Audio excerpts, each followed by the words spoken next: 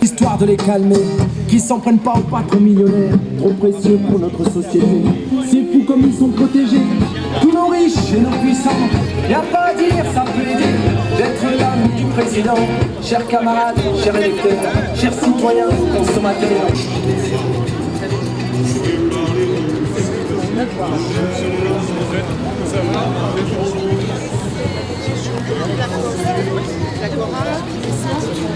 À un moment, il y a un chemin qui peut À nous, on s'est battu pour la gagner, on se battra pour la garder.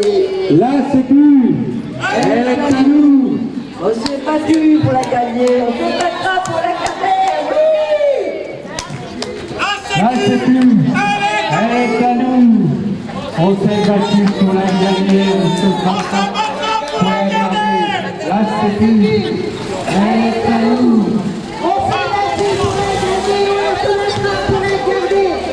Pour la gagner, on se battra pour la garder. Et la Sécu, Elle est à nous. on s'est battu pour la gagner, on se battra pour la garder. La Sécu, elle est à nous. On s'est battu pour la gagner, on se battra pour la garder. Elle est à nous. On se battra pour la garder. Le collectif qui a organisé cette manifestation et ces initiatives a décidé qu'on ferait une intervention ici, déjà pour expliquer l'histoire de la Sécu et en même temps les dangers qu'elle court actuellement. Donc là, je reprends un texte, on va essayer de ne pas être trop long, mais je pense que ça devrait aller. La sécurité sociale qui a été créée en 1945, conformément au programme du Conseil national de la résistance, la sécurité sociale fête cette année ses 80 ans. Pilier de notre modèle social, pilier de la solidarité française, elle reste plus que jamais d'actualité dans un contexte de crise sociale, économique et politique. En 1945, la sécurité sociale fut créée avec un objectif clair, protéger les personnes des aléas de la vie, tels que la maladie, le chômage et la vieillesse. Très vite, elle a pris en charge les risques liés aux charges familiales, aux accidents du travail et plus tard la dépendance. Aujourd'hui, la sécurité sociale joue donc un rôle crucial dans la vie quotidienne des Françaises et des Français. De la naissance à la mort, elle est censée assurer à toutes et tous un accès équitable aux soins de santé, un soutien financier aux familles et un filet de sécurité pour les cas de perte de revenus. En 80 ans, la sécurité sociale a accompagné d'importants progrès sociaux. Depuis 1945, l'espérance de vie a considérablement augmenté, avec un gain de 17 ans pour les hommes et de 20 ans pour les femmes. La mortalité infantile a été divisée par 15, marquant une amélioration notable des conditions de vie et des soins de santé. À l'aube de ce 80e anniversaire, la pertinence de la sécurité sociale reste intacte. Elle continue d'être un bien commun inestimable, un pilier central de la cohésion sociale et un héritage que la France entend transmettre aux générations futures. Depuis sa création, ce modèle que le monde entier nous envie, ce modèle dont le principe est de chacun selon ses moyens, à chacun selon ses besoins, est attaqué par le patronat et les gouvernants successifs, qui veulent s'approprier le magot de nos cotisations, 672 milliards d'euros en 2003 de cotisations pour le régime général.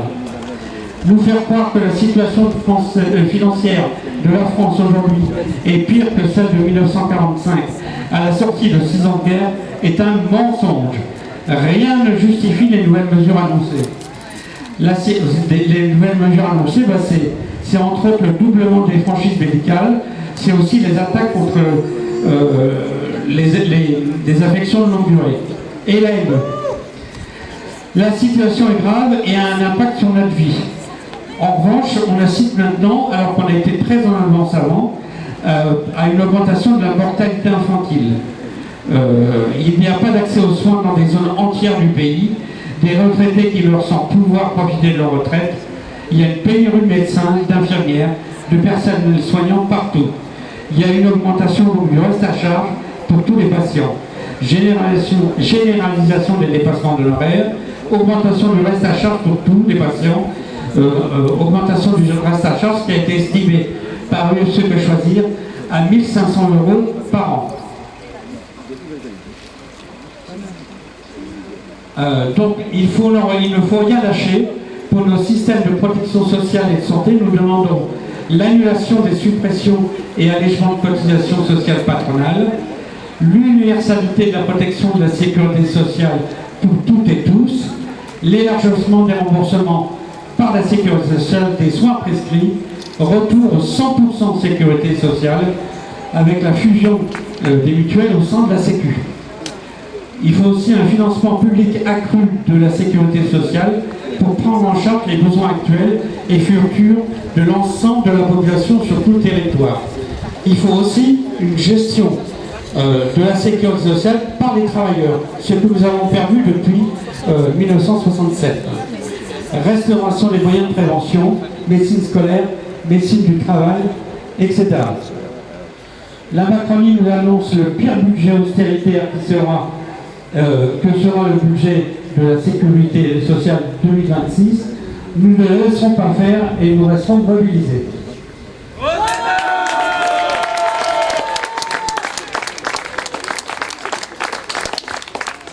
Et je laisse la parole à Josette pour nous expliquer un peu dans quel cadre on va le faire.